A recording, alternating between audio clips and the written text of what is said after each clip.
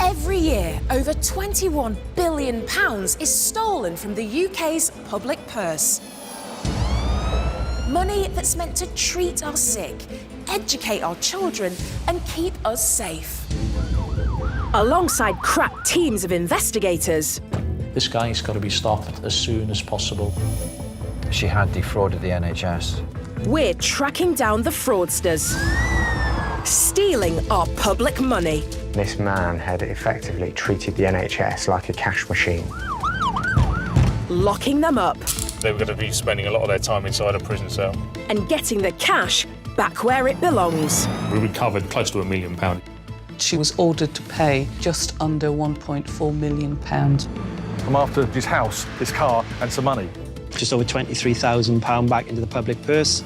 Fraud Squad, the hunt is on.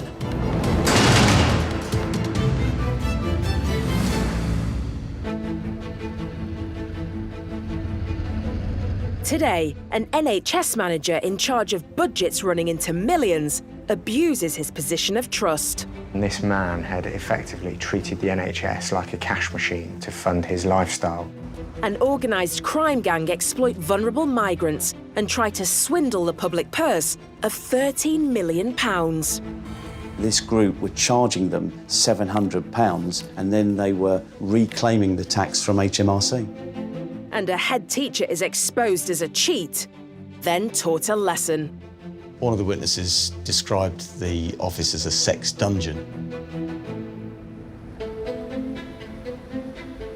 When we hear the term NHS staff, we think of doctors, nurses or surgeons. But there's also a whole army of administrators who have the important job of controlling budgets and how we spend our cash.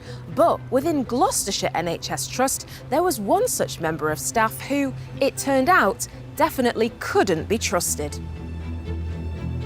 An NHS boss in charge of construction work on hospital sites is well-liked and well-respected. But behind the facade lies a different story. Roy Dyke abused a position of trust working with public money. He felt he could get away with anything and had an entitlement to anything within the NHS.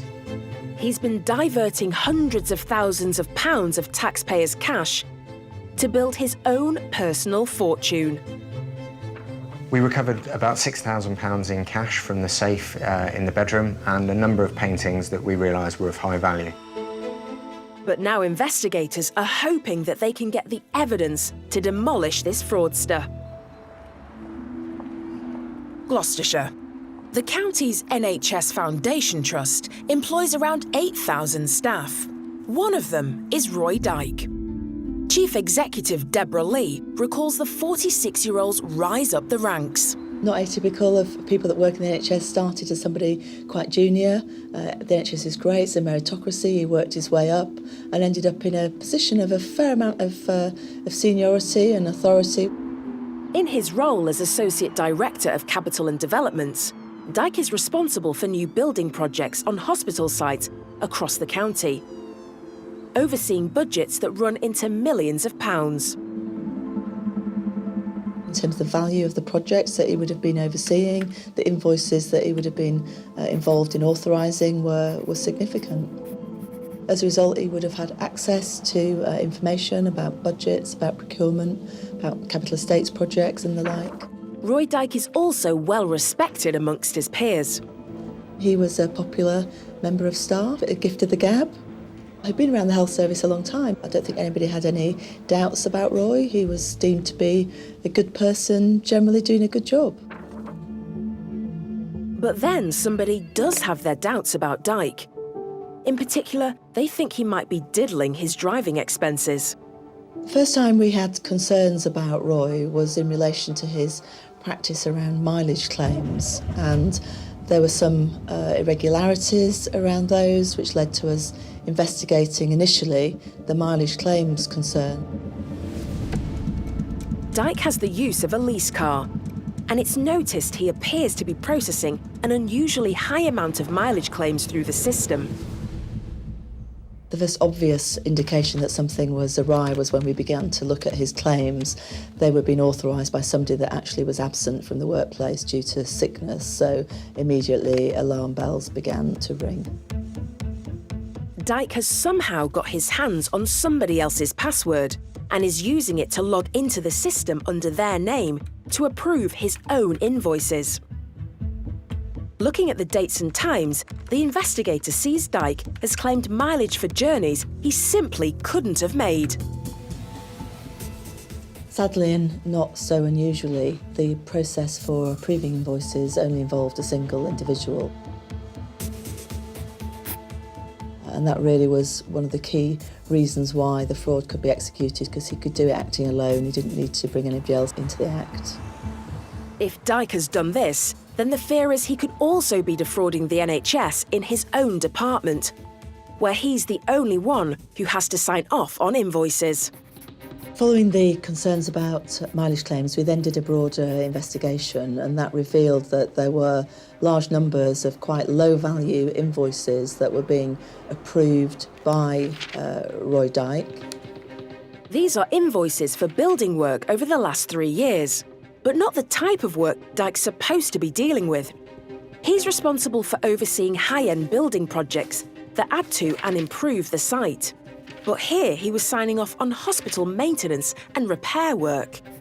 They were subsequently demonstrated to be approved against building firms that we weren't actually using. So there were a number of different insights and began to tell a story that suggested that these invoices were probably fraudulent. Two companies' names keep cropping up.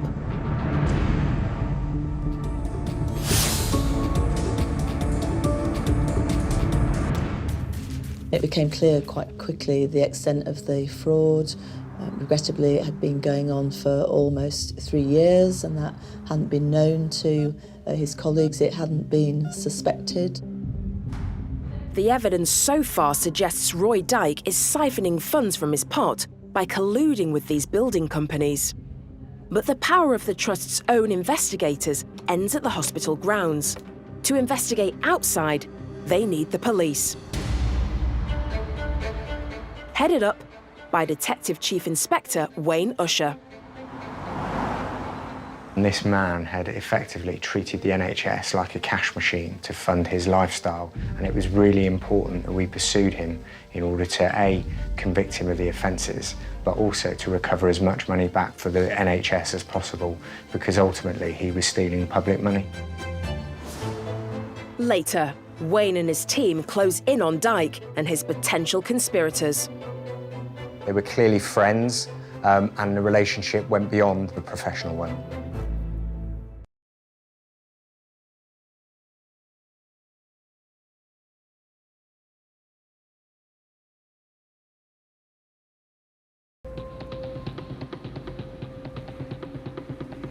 With billions of pounds in our public purse, it's a major target for potential fraudsters. But every pound that's lost to a cheat is a pound that can't be used to help people in real need. Thankfully, there's a large team fighting to keep our coffers safe. Fraud is so prevalent within the United Kingdom that actually all forces and all regional policing responses are dealing with fraud. There are around 800,000 reports of fraud a year. This is not a victimless crime. You cause harm to the most vulnerable, but you cause harm to everybody in society. You steal from everybody. You steal from the health service. You steal from the education service. And actually, for me, it is the most disgusting and vile of all crimes. Fraud's often a hidden crime, but it's one of the most invasive crimes into people's lives. There's a fraud for every stage of your life, from children's bonds to funeral plans. There's a fraud for everybody, and they are utterly ruthless when they're taking your money. They ruin lives. And when it's taken away through greed, it makes my blood boil. In charge of fraud investigation within NHS Scotland is Scott Fraser. Even after all these years of working in counter-fraud services, when I hear about public sector fraud across the board, I still get angry. It still annoys me and angers me when I hear these cases coming in and I see what people have actually defrauded the public purse of. Every man, woman and child in Scotland requires the health service at some stage, so it's important that we deter fraudsters from committing fraud and using those vital funds for their ill-gotten gains, so it's best that we do everything we can to protect those vital NHS funds. The battle against fraud is constant and evolving. When I first started looking at fraud, it was all paper-based, but now nearly every fraud that we deal with is electronic. It's really increased. The opportunities from the internet fraud are significantly given fraudsters the ability to commit wide and varied frauds. But the fraud squad's ability to detect fraud is also improving. Our detection tools are getting better, our investigation techniques are getting better, but definitely there's an upward trend in the type and the amount of crimes and frauds being reported to us. And there is one simple message to any potential fraudster. My message to any fraudster would be, don't do it, don't risk it. Why would you? Putting yourself, your family, your job all at risk for the sake of a few extra pounds. But also think twice about it. The chances of you getting caught are much higher now than they were previously. It's about prevention, it's about arrest, it's about increasing awareness, it's about making the United Kingdom the most hostile place in the world for fraudsters to operate.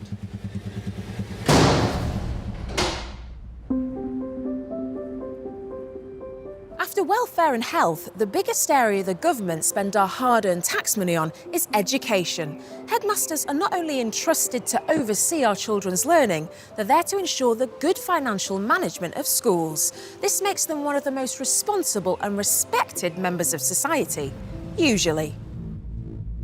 A long-serving headmaster has a dark secret. His school's falling down around him as he spends its budget from the public coffers on himself. Around about £40,000 spent on food and drink alone.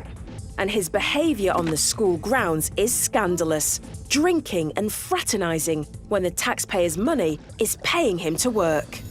It was effectively entertaining a lady friend in there. This horror head thinks he's above the law, but the fraud squad detectives are determined to teach him a very harsh lesson.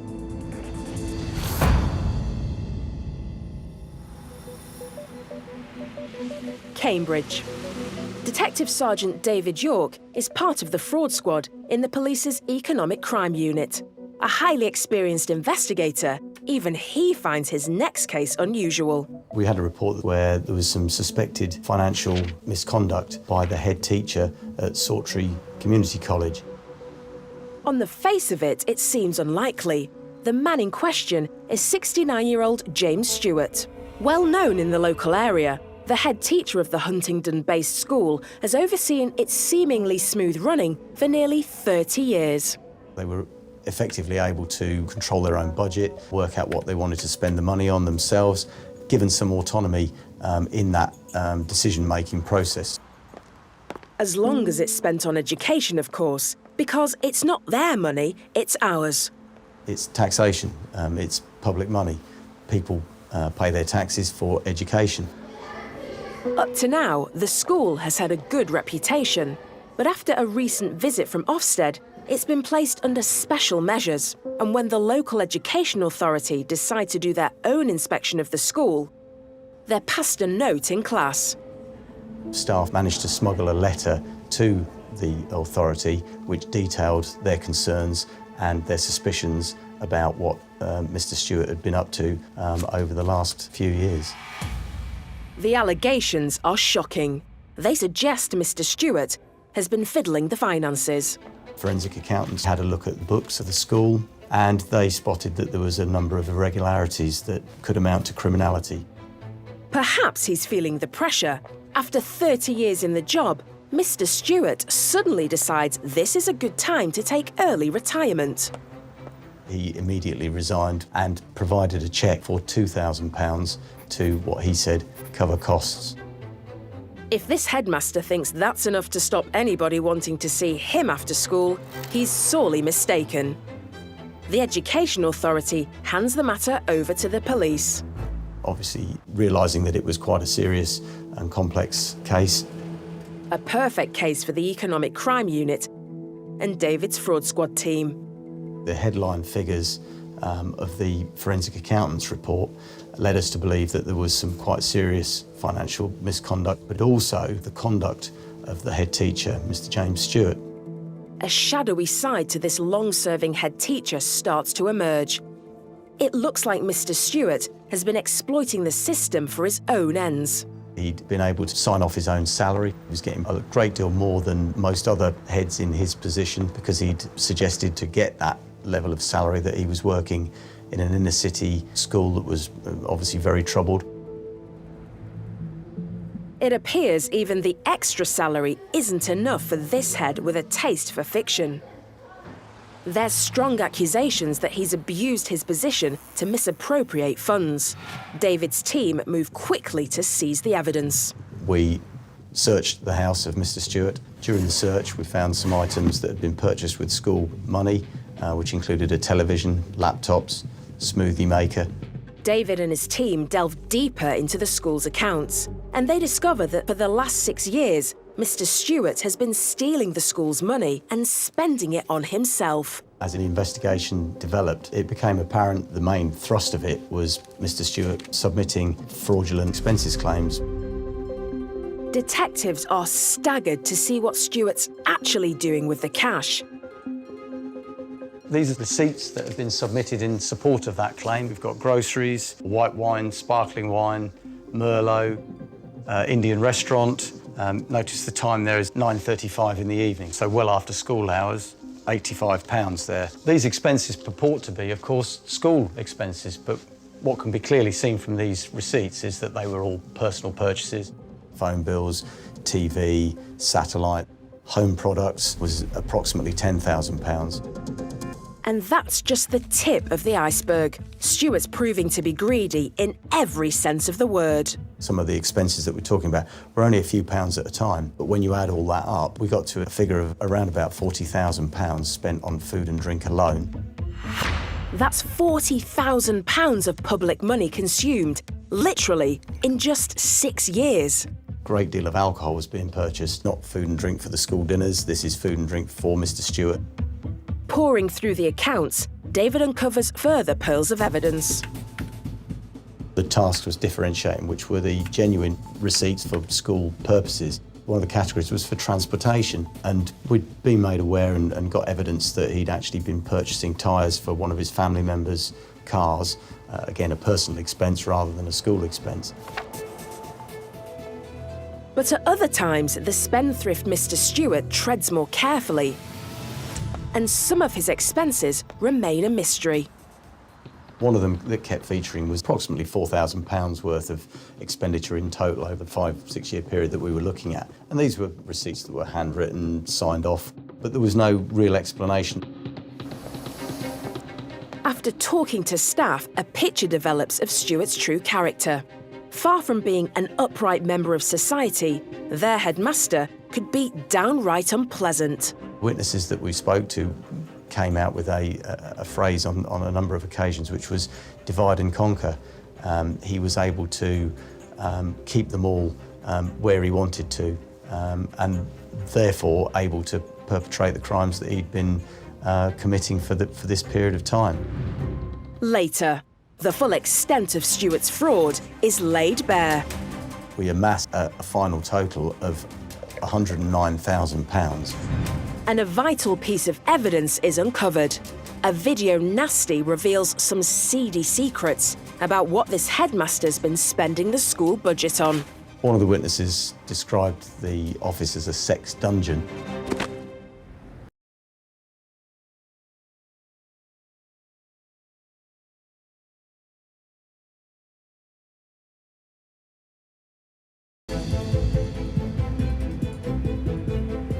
We've all heard of the famous five, but this is the tale of the infamous five, who have the dubious honour of sparking the longest ever investigation by the Home Office's Immigration Enforcement Team.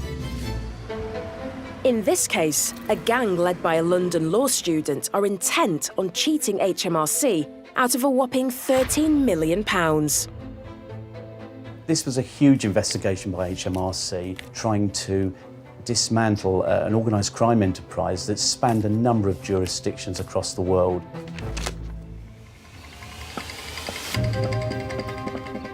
Rob Brooker is a titan within the world of fraud investigation. With over 30 years of experience within the private and public sector, no fraudster can hide from him. And to understand the fraudster's mindset is Dr. David Holmes, a criminal psychologist who's been getting into the minds of master criminals for over 3 decades.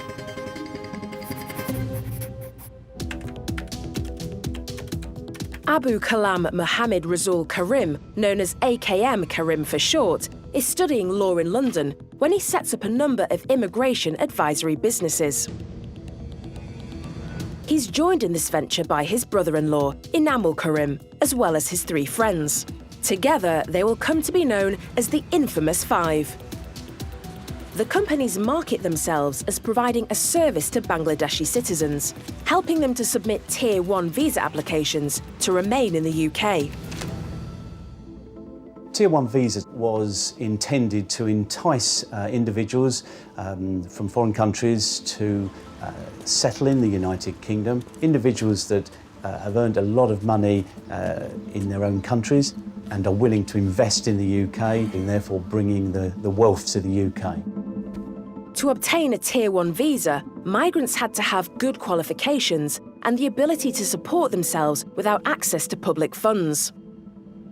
If they could show the UK that they had in excess of £50,000 and were running or connected to a business in the UK which was assisting and helping the UK economy to thrive.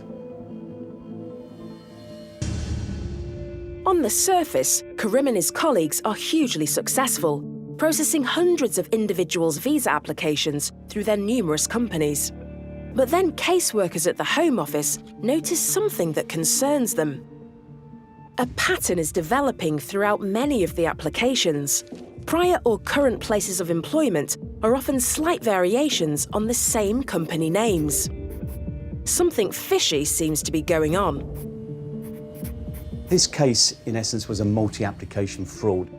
They have sophisticated software in place to identify data that is very closely, if not identical, in matching. So they're going to be looking at telephone numbers, names, employments, and all of these various aspects of an application. But the important part is that some of the details are going to be similar across the applications, and that immediately causes a red flag to be raised at HMRC. The Immigration Enforcement's Criminal and Financial Investigation Team, the CFI, are called in to investigate Karim and his associates. As they uncover the facts, they realise the gang has been creating companies and pretending their clients are employees, providing fake payslips and transferring money into their bank accounts to make them appear well paid. A month later, the money is paid back to the gang through a different account. These fake financial transactions allow their clients to fraudulently meet the visa criteria, while helping Karim and his colleagues to launder millions of pounds of their criminal money. For example, by moving money around from these various accounts, the OC were able to make it look as if an individual who worked in a fast food restaurant earned in excess of £60,000 a year. The investigating officers uncover an unbelievable 79 bogus companies set up for this purpose by the 5 fraudsters. The gang has fabricated 900 visa applications by Bangladeshi nationals and charged them a minimum of £700 for their fraudulent immigration services. They exploited Bangladeshis wanting to come to Britain. They saw them as vulnerable possibilities, and they were quite happy to treat them as victims, to charge them large sums of money to provide visas, and then to defraud the visa system. And as the CFI investigators uncover more, they realise just how audacious Karim and the rest of the infamous 5 are. So not only were this gang involved in a huge immigration fraud, they were also defrauding HMRC. For every Bangladeshi national who wanted a Tier 1 visa, this group were charging them £700 and then they were reclaiming the tax from HMRC. Now officers from the HMRC join the investigation, and it's revealed that over the last 6 years, the gang's massive tax repayment claims add up to an unbelievable £13 million. Money that could have gone to vital public services instead. But these crooks are not interested in paying what they owe. They are only concerned with spreading the wealth amongst themselves. This was a sophisticated organised crime enterprise operating on an international level, with numerous individuals within that organised crime enterprise working for 5 main ringleaders. HMRC and the Home Office work closely together. It takes years of meticulous investigation, the longest ever in fact, as they try to build a compelling case to bring Karim and the other ringleaders to justice. This was never going to be easy for HMRC. Scores of companies in the UK that have been set up to carry out the fraud, thousands of visa applications and millions of pounds that have been spread across a number of jurisdictions. But finally in 2018, after a 7-year investigation, the case goes to court.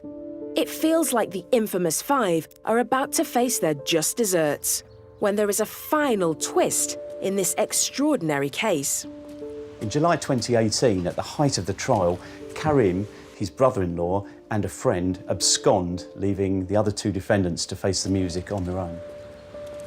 They were perfectly willing to exploit other Bangladeshis. So it's not surprising that they really had no feelings for the people working with them. The idea that there would be some sort of honour is nonsense. If they could get away and leave their associates in the lurch, they would do it without thinking about it for a second. But the trial continues without them, and after 35 weeks in court, the 5 gang members are sentenced to 31 years in prison between them. In his absence, Karim, as the ringleader, receives the harshest sentence of 10.5 years. Warrants are issued for Karim, his brother-in-law, and the other escaped gang member, Ullah. Wherever the fraudsters are in the world, the investigators will not stop looking for them, and certainly HMRC will carry on those investigations until justice is done. Confiscation proceedings are now underway to recover assets from all those involved in the fraud.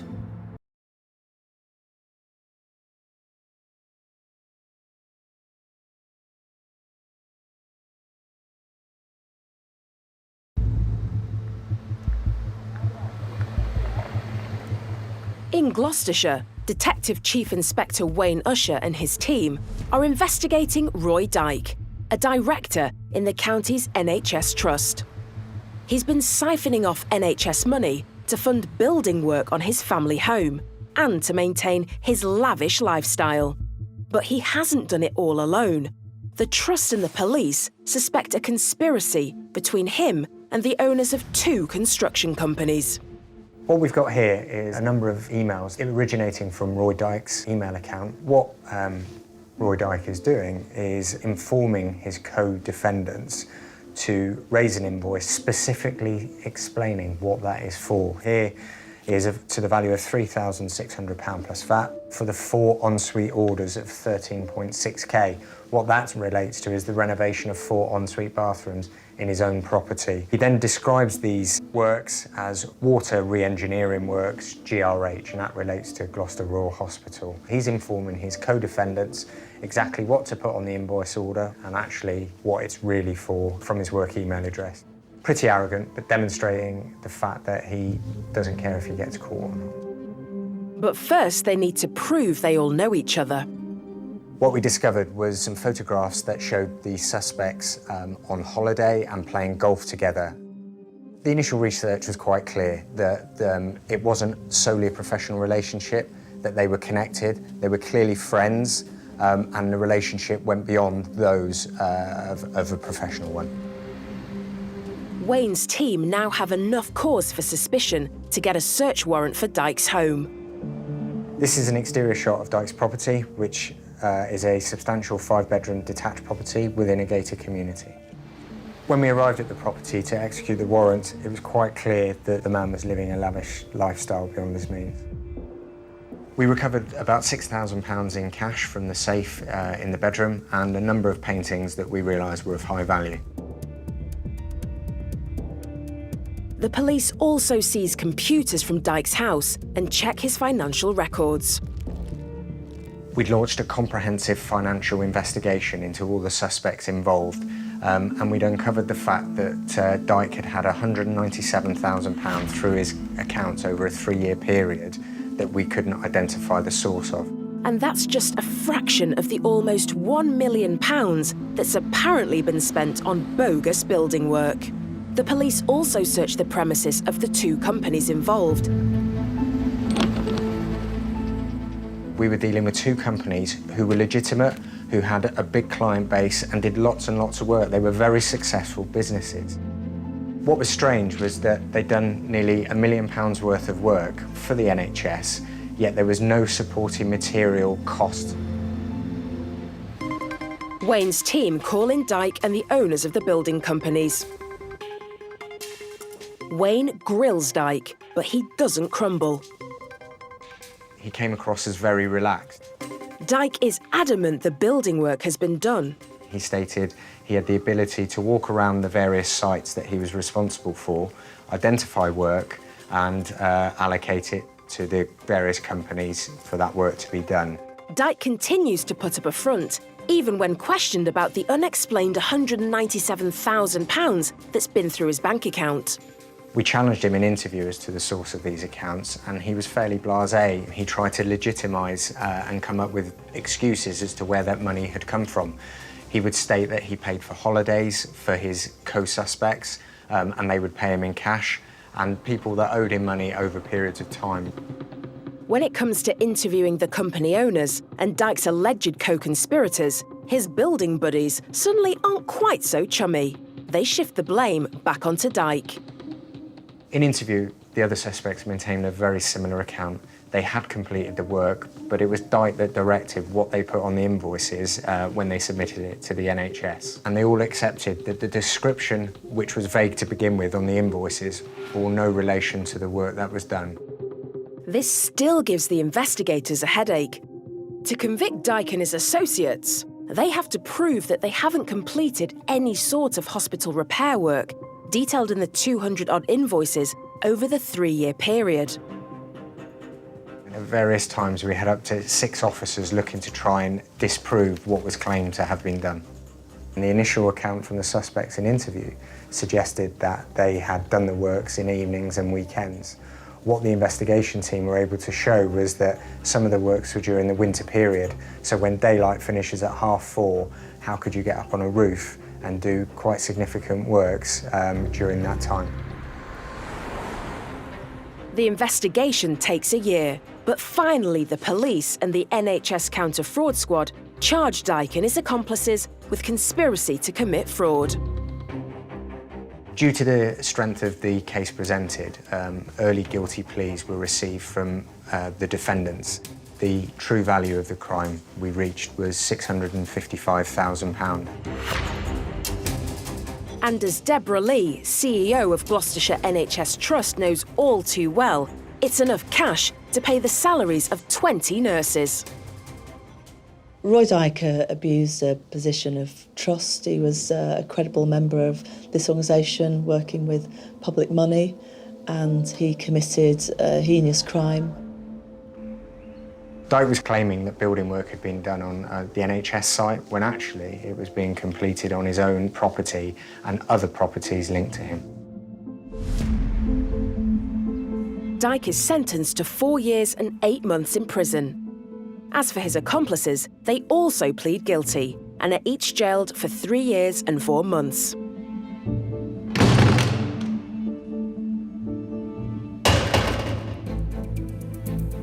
And there is further good news when the criminals' assets are seized.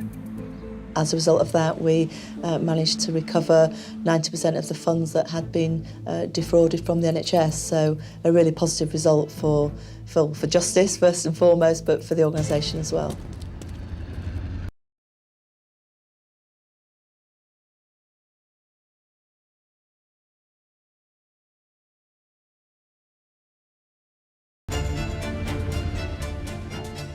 In Huntingdon, David and fellow officers from the fraud squad are investigating Mr. Stewart, the long-serving, previously respected head of the local secondary school. He's been fiddling the school funds and our tax money by spending tens of thousands of pounds on a luxury lifestyle for himself. And if that's not shocking enough, it's what Stewart's doing on the school grounds that's truly galling. Most head teachers' offices, I would suggest, are probably fairly open to other staff members and perhaps students as well. His office was a self-contained part of the building. It was cut off from everywhere else, but there was no way of seeing into this particular place. There were double locked doors, it had its own toilet in there, and there was an annexed room effectively which could be sealed off again. Now, he wouldn't let anybody into that particular area. Apart from a frequent guest, that is. Both married to other people, what the pair apparently get up to in this secret lair might be best described as extracurricular. Witness statements that we took suggested that he would start drinking alcohol fairly early in the day. Music could then later on be heard coming from the office. The smell of food cooking. He had an electric wok in there, together with bottles and bottles of alcohol. And then what would be heard later on in the day would be what were described as sexualised noises, leading the witnesses to believe that Mr. Stewart was entertaining a lady friend within that office space. On school grounds, in school time, on the school's money. And then he would go home early. And all of this happening just metres away from young pupils. This is not what we would expect from our head teachers at our children's colleges. This is not acceptable behaviour. Even with the code of silence imposed on staff, David's amazed Stewart's got away with it for so long. Questions weren't asked from outside of the college and its community so much about where the money was being spent, because as long as kids were getting educated, exam results were okay, then there wouldn't be too much of an issue. But the real tragedy of this case is that whilst its headmaster has been boozing and schmoozing, a once proud school is falling into disrepair. When you look at that particular school, the roof was leaking, there was a lot of places that need repairing, there was a lot of expenses that actually needed to be spent on the upkeep and the running of the school. But they weren't able to do that because Mr. Stewart had appropriated the money himself. As well as charging him with fraud, the police want to put Stewart on trial for misconduct in public office. The first time somebody in education will have faced such a charge. But to make the case stick, they need more proof about what Stewart got up to in his actual office. It was very difficult to report it without any hard factual evidence. There was a lot of rumour, a lot of conjecture, a lot of suspicion, a lot of noises heard, but nobody really knew what was going on behind that locked door. The police go to Stewart's office to search it and find that they are too late. It's been cleared of anything incriminating. It's frustrating for David, but then he gets a vital lead. One of the things that became evident was that there'd been some contractors in some months before who had also made comment. They'd actually been into the office and made comment about the sort of things that were in there. There'd been a rumour that one of these contractors that wasn't very happy about what he'd seen in the office when he was in there doing some work had actually taken a video of the office. If this video exists, it could be crucial for the case. David's problem is how to get hold of it. Over the last 6 years, there have been numerous tradesmen called into the school for various jobs. And then there was the painstaking task of going through every contractor that had been employed to try and track down the one who'd got it, if indeed it was a fact. Then finally, to David's delight, all the phone bashing pays off. Well, it turned out to be a fact, so we managed to, after a great deal of investigative work to try and track this guy down, managed to catch up with him, and he'd kept the video. It's a massive breakthrough. It's stunning evidence and makes for shocking viewing. The key element for this investigation was finding that video. You could suddenly see everything that we thought had been happening had been confirmed. Stuart's shelves and the fridge are loaded with booze. But that's not the most horrifying sight. One of the witnesses described the office as a sex dungeon, where sex toys, sex games, there was condoms, there was pillows, cushions, mattresses. The video also answers another long-standing question for the investigators. They'd been puzzling over some of Stuart's payments to a mysterious company called HL Services. David goes on a road trip down the A1 with a colleague in a bid to discover the truth.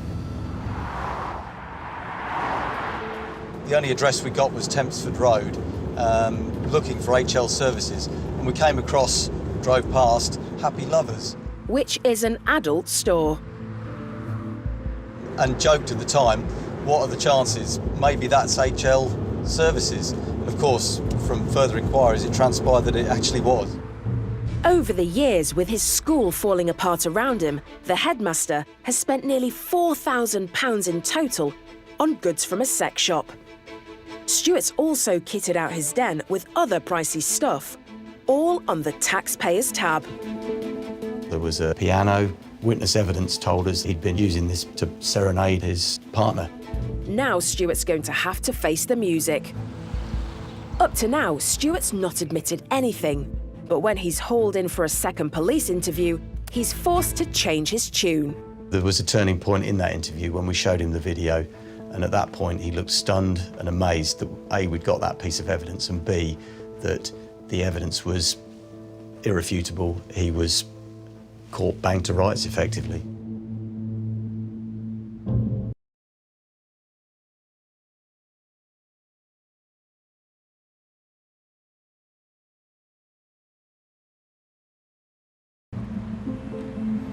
In court, James Stewart later pleads guilty to the offences of fraud and misconduct in a public office.